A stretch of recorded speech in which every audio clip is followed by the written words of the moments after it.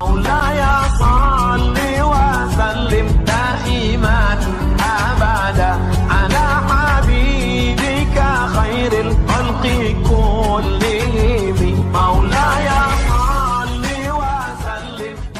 Adakah di dunia gerakan yang bukan digerakkan Allah? Ada nggak? Kalau ada berarti ada Tuhan selain Allah. Gimana? Jadi yang gerakin kita doa itu siapa sih? Allah. Kita usaha, mentok, pusing. Tahu-tahu kita ada aja jalannya. Yang membuka jalan itu siapa? Kita atau Allah? Oh itu kan koneksi saya Ustadz. Kita sudah menuhankan diri sendiri. Hati-hati. Afara'aita man ittakhadha ilahahu hawa. Maka apakah engkau melihat orang yang menjadikan Tuhan dia, pujaan-pujaan dia, yang dia puja-puji itu dirinya sendiri. Jika orang alim dia merasa dirinya pinter, tuh lihat saya jamaah saya banyak gitu. Tuh lihat saya ilmu saya banyak. Nah orang begini sudah menuhankan dirinya. Mau dia gelarnya mursyid, mau gelarnya doktor, LCMA, kiai 1000 kali, itu tetap di dalamnya iblis. Orang yang memuji-muji dirinya sendiri itu iblis, Pak. Nauzubillah min dzalik. Kecuali dia memulangkan pujian itu kepada Allah Subhanahu wa taala. Yang berhak dipuji siapa? Allah, ya. Maka orang yang memuji dan memusuhi kita itu gerakan dari Allah. Marah gak Allah menggerakkan? Marah gak? Maka jangan terlalu senang dipuji orang, jangan sedih juga kalau dicaci maki orang, karena itu semuanya gerakan dari Allah. Wa ma tasyauna illa ayyasha Allah. Tidaklah engkau berkehendak kecuali kehendakmu tunduk kepada kehendak Allah Subhanahu wa taala. Ada seorang anak muda, belagunya bukan main ngomong kepada saya, ya. Kita ngaji hikam, dia seorang marketing. Dia bilang, Ustadz tuh nggak ngerti ilmu marketing. Oh iya, terus gimana? Marketing itu kita harus campaign, iklan, bla bla bla, segala macam dia ngomong. Setengah jam dia ngaji hikam, Pak, jadinya. Hikam malah dia. Oh gitu ya, saya yain aja. Ya. Karena orangnya udah nggak bisa masuk, jadi dia udah defense. Ya. Sekali doang ikut kajian kita udah nggak mau ikut lagi. Kita ngasih rahasia rezeki biar dia nggak terlalu nafsu, terobsesi. Ntar kalau dia terobsesi tinggi, merasa ilmu marketingnya yang bikin laku, gagal, Pak, stres. Makanya banyak orang marketing tuh stres. Tiap hari itu lebih stres dari tukang cangkul, Pak. Orang nyangkul di sawah, pulang-pulang capek, tidur. Orang marketing udah jam 1 malam masih mikirin besok mau ngapain gitu. Nggak keringetan, malah kerja di bawah AC. Tapi pikirannya tertekan terus, ya. Gimana pakai kecerdasan dia. Sahabat saya jadi fundraiser di salah satu lembaga zakat terkenal di Indonesia. Orang tamatan kuliah dakwah, Pak, nggak ngerti ilmu marketing versi ilmu marketing konservatif sekuler, konvensional lah istilahnya, ya. Karena sekarang ada istilahnya hukum positif, bank konvensional gitu, ya. Ini nggak punya tuh ilmu begitu. Tapi ketika dia jadi direktur fundraising, kenaikan fundraising itu melewati direktur-direktur sebelumnya yang ahli manajemen dan ahli marketing. Saya candain, Tat, ente pegangannya apa gitu? Ente pakai pelet ya gitu? Candainnya Pak? Enggak, saya cuma pakai rotibul hadar, rotibul atos aja Ustadz katanya.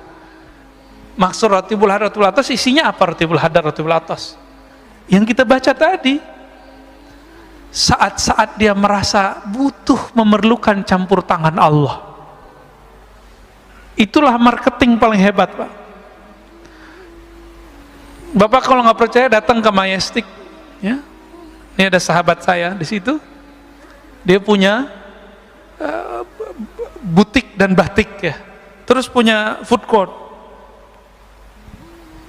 Saya tanya, kamu pakai online nggak? Jauh sebelum zaman online begini nih. Enggak Ustaz, saya online ilallah katanya. Loh maksudnya gimana tuh Mas? Gitu. Saya itu Ustaz punya karyawan 40-an orang. Kami semuanya menghidupkan channel sholat duha katanya. Terus kalau kami doa, orang kan doa, jika ya Allah, jika rezeki kami di langit turunkanlah, di bumi keluarkanlah, jika jauh dekatkanlah, kan begitu.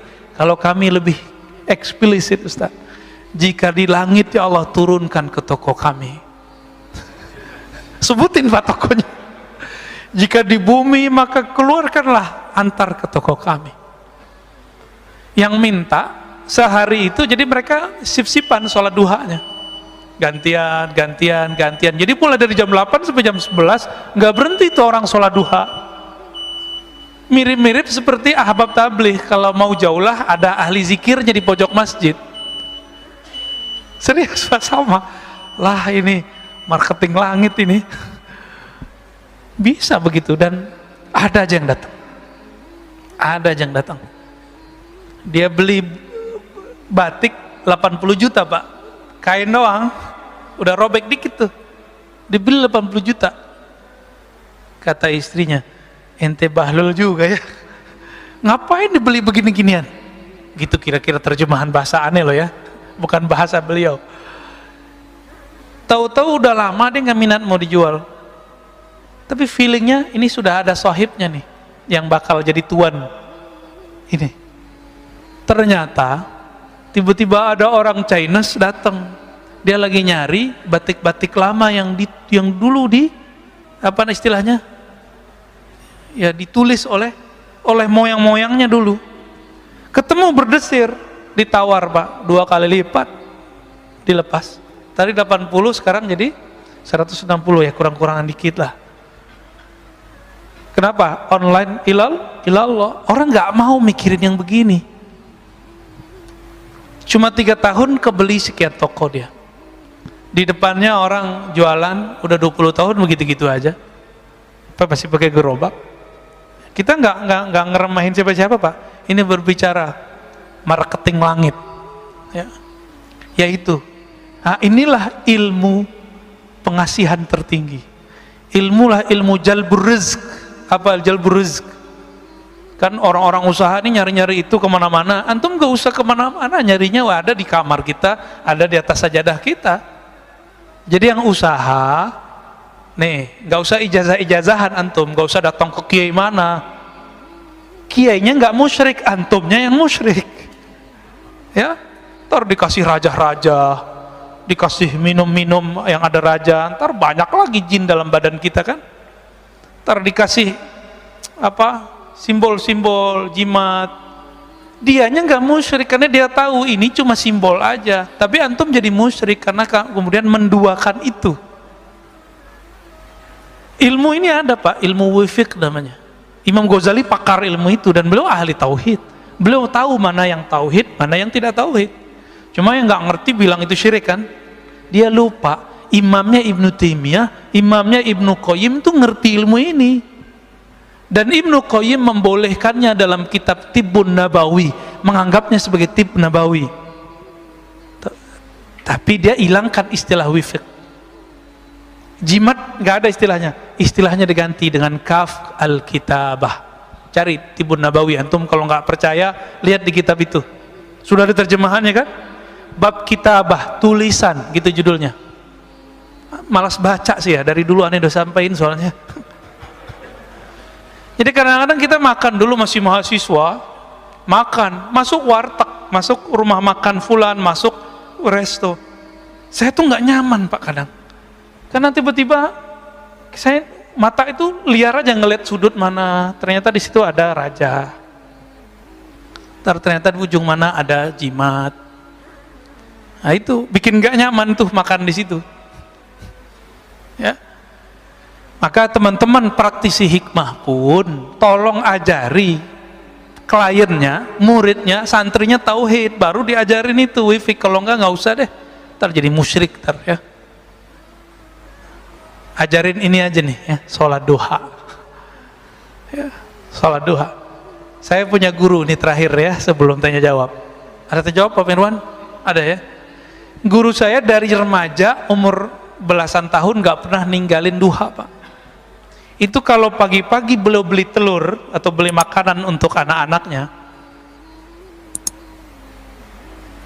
kalau belanja di toko kelontong, itu toko itu laku sampai malam, Pak. Kenapa? Berkah sholat dia. Dimanapun dia jalan diberkahi Allah. Ada dalilnya nggak tuh? Musyrik nggak tuh? Baca kitab biar nggak jadi musyrik. Dalam kitab Ibnu Mubarak, kitab Az-Zuhud, disebutkan bahwa jika ada seorang yang berzikir atau yang berjalan ke majelis ilmu atau berjalan ke masjid Allah, itu bongkahan bumi, debu-debu yang kita injak, dia berkata, wahai tanah di sampingku, saksikan aku diinjak oleh hamba Allah. Senang dia, Pak. Jadi kalau dibalik gimana? Kalau kita maksiat di bumi Allah, itu bumi ngutuk-ngutuk kita, Pak. Oi, cepetan pergi gitu. Semoga kamu ketahuan. Maka kita ketakutan kalau kita maksiat, Pak. Allahumma sholli ala nabiyina Muhammad. Di dalam Al-Quran surat Ali Imran, sebagai ayat pamungkas daripada hikam ini, Allah Subhanahu wa taala berfirman, "Walaqad nasarakumullah bi Badrin wa antum adillah." Sungguh Allah telah membantu kalian bi Badrin saat perang Badar. Pakai bi, Pak, bukan pakai fi. Ini campur tangan Allah ini lebih dahsyat. Ini yang ngerti ilmu balaghah, ini faham maksud bi di situ. Wa antum adillah, saat itu kamu merasa hina, merasa lemah, merasa butuh bantuan Allah Subhanahu wa taala. Maka jika berdoa, berdoalah dengan rasa hina. Jika berzikir, berzikirlah dengan merasa rendah diri kepada Allah Subhanahu wa taala. Baik, kira-kira gitu Bapak Saudara Allah. Kalau ada yang mau didiskusikan, mau ditanyakan, tafadhol.